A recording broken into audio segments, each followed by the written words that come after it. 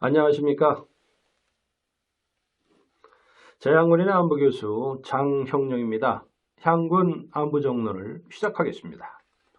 오늘은 정보동맹 파이브아이즈와 관련하여 우리의 안보 현실과 다자 정보공유 협력에 대하여 알아보겠습니다.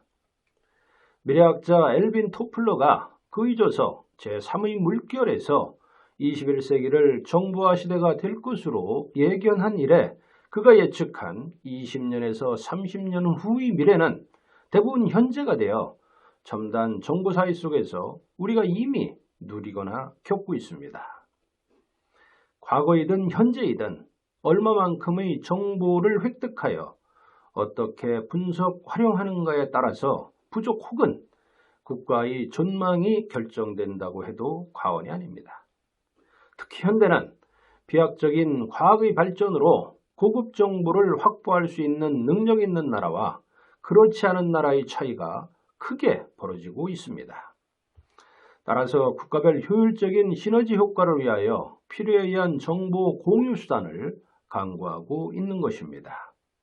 이때 핵심은 국가 간 협의체를 구성하는 것인데 현재 최고 수준의 정보 동맹은 파이브아이즈로 알려져 있습니다.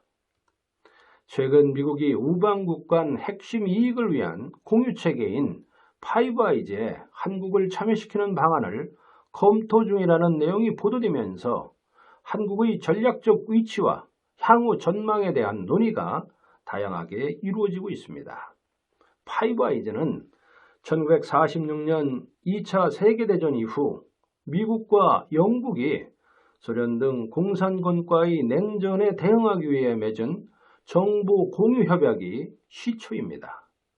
이후 10년에 걸쳐 미국, 영국, 캐나다, 호주, 뉴질랜드가 합류하여 현재의 5개국 간 군사 동맹 및 정보 네트워크를 이루고 있습니다. 그런데 지난 9월 2일 미 하원 군사위원회에서 기밀 정보 공유 대상 국가를 기존 파이브아이즈에서 한국, 일본, 인도, 독일 등으로 확대하려는 관련법 개정안이 압도적 찬성으로 통과하면서 파이브아이즈가 언론에 자주 등장하게 되었습니다.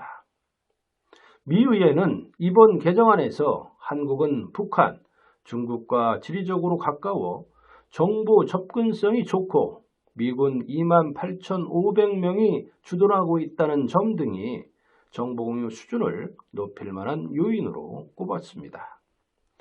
또한 법안에는 한국은 미국의 대단히 중요한 동맹이고 북한군의 공격에 대한 강력한 억지이자 인도태평양 지역 안보 관여의 중요한 지원 플랫폼이라는 내용을 담았습니다.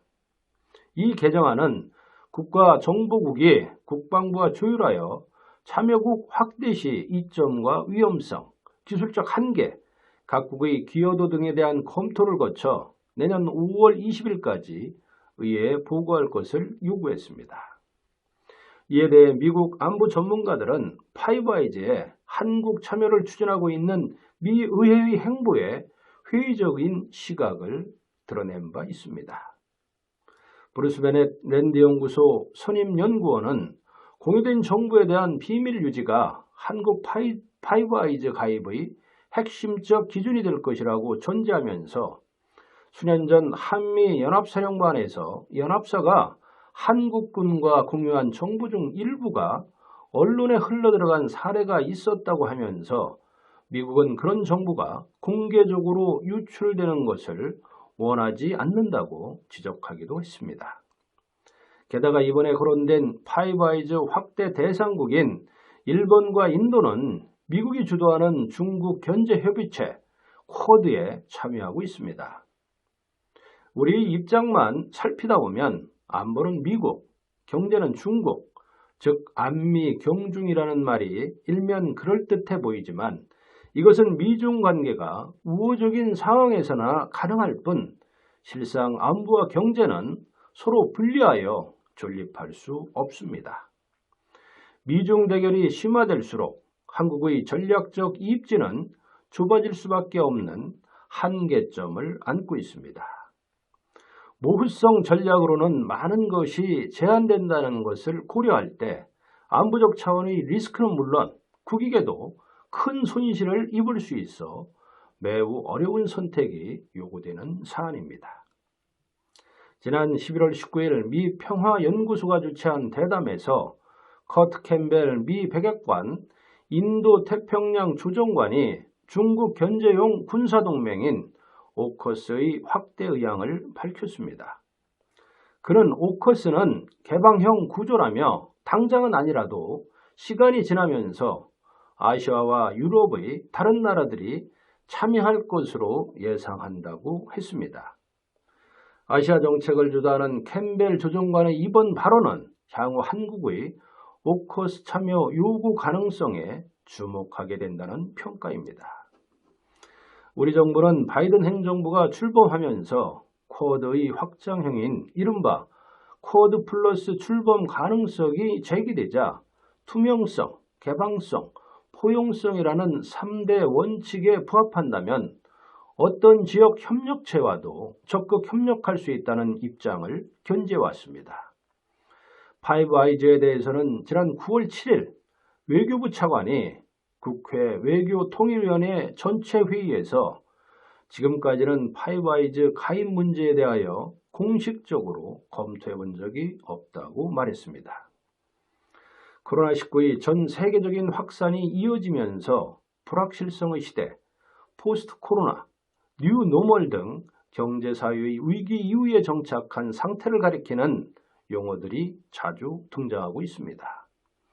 미 하원이 2022 회계연도 국방수권법 개정안에서 위협의 지형이 파이브 아이즈 결성 이후 광범위하게 변했다고 표현한 것처럼 미래 위협에 대한 환경이 급변하고 있습니다. 다자간 협의체는 오직 국가안보와 국익 차원에서 필요한 것입니다. 한국은 국제적 세력 판도에서도 지정학적 측면에서도 미중이 맞닿은 접점에 위치합니다. 한반도 안보에 대한 불확실성을 타개하기 위해서는 미중 사이에서 철저한 균형을 유지해야 한다는 일각의 주장 못지않게 미국이 우리에게 참여를 요청했을 때 국가 생존과 안보 이익을 위해 파이브 아이즈에 가입하여 활동하는 것을 신중하게 검토해야 한다는 목소리도 높습니다. 외교적으로 고립되지 않으면서도 미중 경쟁 속에서 대외 정책의 자주성을 잃지 않기 위한 주도 면밀한 대비가 필요합니다. 현대 정보 이론의 아버지라고 불리는 클로드 셰넌 박사는 불확실성을 줄이는 가장 확실한 방법은 인포메이션, 즉 정보라고 말했습니다. 안보와 국익 차원에서 동맹인 미국이 주도하는 다자 군사 협력 체계에 점진적으로 참여하여 미래에 대한 불확실성을 줄여나가야 한다는 의견에 주목할 필요가 있습니다. 상호 존중과 가치를 바탕으로 한미 협력 관계를 더욱 증진시키고 서로에게 도움이 되는 상호주의에 입각한 전략동맹 확립으로 방향을 잡아야 하는 중요한 시점입니다. 감사합니다.